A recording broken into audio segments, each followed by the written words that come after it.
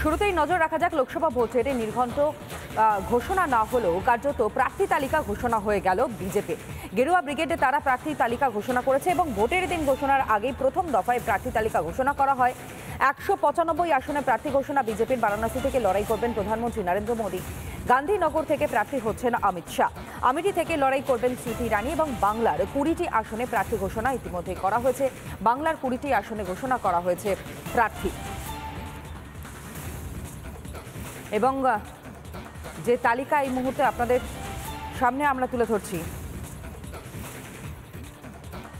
লোকসভায় বিজেপির প্রার্থী তালিকা। বারাণসীতে প্রধানমন্ত্রী নরেন্দ্র মোদী এবং গান্ধীনগরে অমিত শাহ। আমেঠি থেকে লড়াই করবেন স্মৃতি ইরানি। লখনৌতে রাজনাথ সিং এবং কোটা থেকে ওম বিড়লা। ফতেপুর থেকে সদ্রি নিরঞ্জন জ্যোতি। নয়াদিল্লি থেকে বাসুরি স্বরাজ এবং মথুরা থেকে হেমা মালিনী। বিকানের থেকে অর্জুন রাম মেঘওয়াল।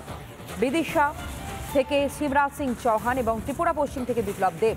উন্নাও থেকে সাক্ষী মহারাজ। অর্থাৎ যে 195টি নাম ঘোষণা করা হয়েছে ইতিমধ্যে। গুনা থেকে জ্যোতিরাদিত্য সিন্ধিয়া। অরুণাচল পশ্চিম থেকে কিরণ রিজিজু। যোধপুর থেকে গজেন্দ্র সিং শেখাওয়াত এবং গোরক্ষপুর থেকে রবি কিষণ। ডিব্রুগড় থেকে সর্বানন্দ সোনোয়াল এবং তিরুবনন্তপুরম থেকে রাজীব চন্দ্রশেখর। এবং একই সঙ্গে আপনাদেরকে আমরা জানিয়েছিলাম যে বাংলায় 20টি আসনে প্রার্থী তালিকা চূড়ান্ত হয়ে গিয়েছে এবং 20টি আসনে প্রার্থী তালিকা কিন্তু ঘোষণা করা হয়েছে। কোথায় কোন প্রার্থী দেওয়া হবে সেটাও ইতিমধ্যেই উল্লেখ করা হয়েছে বাংলার ক্ষেত্রে। সেই ছবি আপনাদের সামনে আমরা তুলে ধরছি। কোচবিহারে নিষেধ প্রামাণিক, আলিপুরদুয়ারে মনোজ টিক্কা, সুকান্ত মজুমদার বালুরঘাটে, বনগাঁয় শান্তনু ঠাকুর। জগন্নাথ সরকার রানাঘাট থেকেই প্রার্থী হচ্ছেন এবং লকেট চ্যাটার্জি হুগলি থেকেই প্রার্থী হিসাবে নির্বাচনে দাঁড়াচ্ছেন। খগেন মুর্মু তিনি মালদা উত্তর থেকে লড়াই করছেন এবং শ্রীরূপা মিত্র চৌধুরী মালদা দক্ষিণের প্রার্থী হিসেবে নির্বাচিত হয়েছেন। অন্যদিকে ঘাটাল অত্যন্ত গুরুত্বপূর্ণ, হিরণ চ্যাটার্জি থাকছেন ঘাটালে দেবের বিপরীতে। সুভাষ সরকার বাঁকুড়া থেকে লড়াই করবেন এবং সৌমিত্র খাঁ তিনিও থাকছেন একই কেন্দ্রে। গৌরীশঙ্কর ঘোষ মুর্শিদাবাদ এবং জয়নগর থেকে অশোক কান্ডারি। অনির্বাণ গাঙ্গুলি যাদবপুর থেকে নির্বাচনে প্রার্থী হচ্ছেন এবং রথীন চক্রবর্তী হচ্ছেন হাওড়া থেকে। সৌমেন্দু অধিকারী অত্যন্ত গুরুত্বপূর্ণ, কাঁথি থেকে তিনি এবার নির্বাচনে দাঁড়াচ্ছেন। অন্যদিকে জ্যোতির্ময় সিং মাহাতো তিনিও একই কেন্দ্রে দাঁড়াচ্ছেন। পবন সিং আসানসোলের এবং একই সঙ্গে প্রিয়া সাহা। প্রত্যেকটা গ্রাফিক্যালি আপনাদের সামনে আমরা তুলে ধরছি। দেখতেই পাচ্ছেন অশোক কান্ডারি জয়নগর থেকে এবং গৌরীশঙ্কর ঘোষ মুর্শিদাবাদ থেকে। 20 জনের প্রার্থী তালিকা প্রথম দফায় কিন্তু ইতিমধ্যেই ঘোষণা করা হয়েছে। সুকান্ত মজুমদারের বক্তব্য আপনাদের সামনে আমরা তুলে ধরি যে সুকান্ত মজুমদারের উপরই ভরসা রাখছেন, কারণ বালুরঘাট থেকে তিনি সাংসদ হয়েছিলেন পূর্ববর্তী সময় এবং সেই বালুরঘাট থেকে প্রার্থী হিসেবে নির্বাচন করা হয়েছে রাজ্য বিজেপির সভাপতি সুকান্ত মজুমদারকে। শোনাই তার বক্তব্য। পার্টির কর্মী আমি এবং পার্টি আমাকে দায়িত্ব দিয়েছে দ্বিতীয়বার বালুরঘাট লোকসভা সিট জিতে নরেন্দ্র মোদীকে উপহার দেয়া, মাননীয় প্রধানমন্ত্রীকে উপহার দেওয়ার জন্য। সেজন্য মাননীয় প্রধানমন্ত্রীর প্রতি, মাননীয় সর্বভারতীয় সভাপতি শ্রী জেপি নাড্ডা সাহেবের প্রতি এবং মাননীয় অমিত শাহজির প্রতি আমি আমার কৃতজ্ঞতা জানাই এবং আমার বিশ্বাস আমার জেলার মানুষ, আমার লোকসভার মানুষ তারা আমার পাশে থাকবেন। আমি যা কাজ করেছি সেই কাজের হিসেব নিয়ে মানুষের কাছে ভোট চাইতে যাব। মিথ্যে কথার প্রতিশ্রুতি নয়, যা করেছি তার হিসেব দেব এবং মানুষের পাশে যতদিন আমি সাংসদ আছি ততদিন এইভাবে মানুষের পাশে প্রতিটি সুখ দুঃখে মানুষ আমাকে পাবে।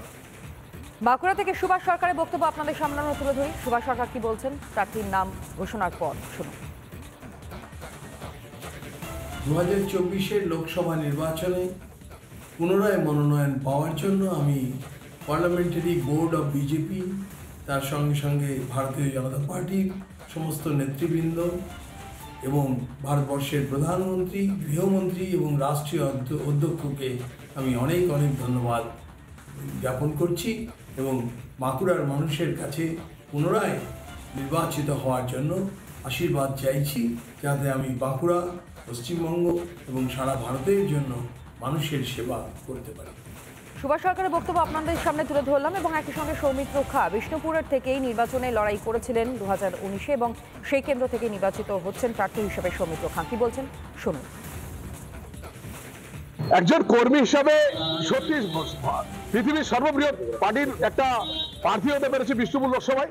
ভারতীয় জনতা পার্টি নরেন্দ্র মোদীজি, জগৎপ্রকাশ নাড্ডাজি এবং অমিত শাহজি আমার প্রতি ভরসা করেছেন যে এই একজন প্রার্থী হলে মানুষকে সেবা করতে পারবে, আর সেই জন্য অবশ্যই খুশি, ভীষণভাবে খুশি। मोदी का गारंटी में काम होगा, 100% काम होता है मोदी का गारंटी में। তৃণমূলের দুর্নীতির বিরুদ্ধে আমরা সবসময় জিতবো। এবার কতটা 100% 2 লক্ষ অধিক ভোটে জিতবো, 2 লক্ষ অধিক ভোটে জিতবো।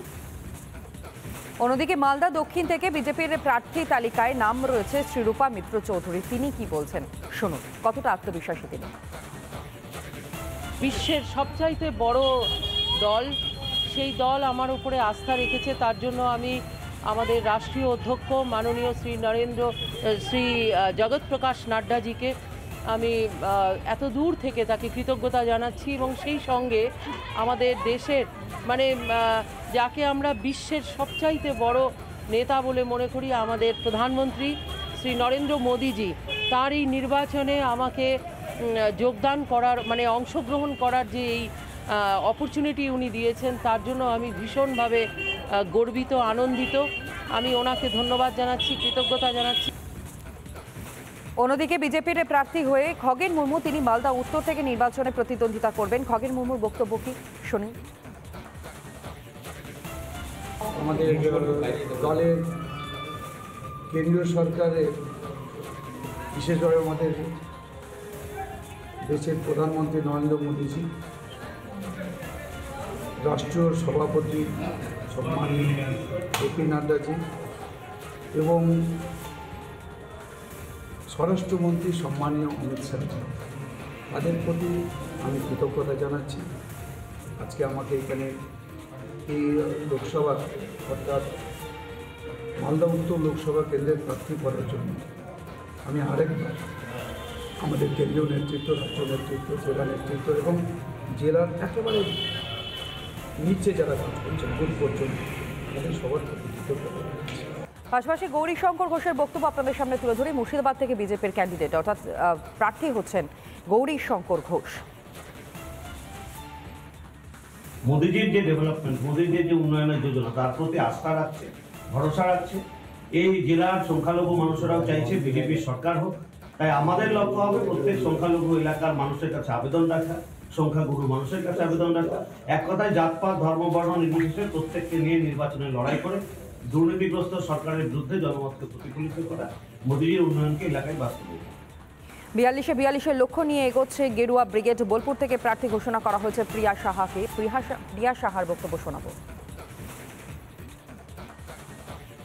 প্রথমেই আমি আমার কেন্দ্রীয় নেতৃত্ব, রাজ্য নেতৃত্ব প্রত্যেককেই অসংখ্য ধন্যবাদ এবং প্রণাম জানাই। ওনারা আমাকে এই সিটের পদপ্রার্থী করার জন্য, ভরসা রাখার জন্য, এবং ওনাদেরকেও অনেক অনেক অসংখ্য ধন্যবাদ। ওনারাও প্রার্থী হয়েছেন, ওনাদেরকেও অনেক অনেক গৌরী অভিনন্দন আমার তরফ থেকে। আমরা 100% আশাবাদী এবং ওই সিটে বোলপুর 41 নম্বর সিটটা আমরা মোদিজির হাতে তুলে দেবো, এটাই আমাদের সংকল্প। অনুব্রত, আপনারা হয়তো তার পরিস্থিতি এখন ভালোভাবেই জানেন যে তিনি এখন বিহারে বসে কাঁদছেন, তো আমি মনে করি না যে ওনার এখন ওই গড়টা আছে। অশোক কান্ডারি, যাকে নির্বাচন করা হয়েছে জয়নগর থেকে প্রার্থী হিসাবে, তার বক্তব্য কি শুনুন। ভারতীয় জনতা পার্টির আমাদের প্রধানমন্ত্রী মাননীয় মোদীজিকে ধন্যবাদ যে আমাদের জয়নগর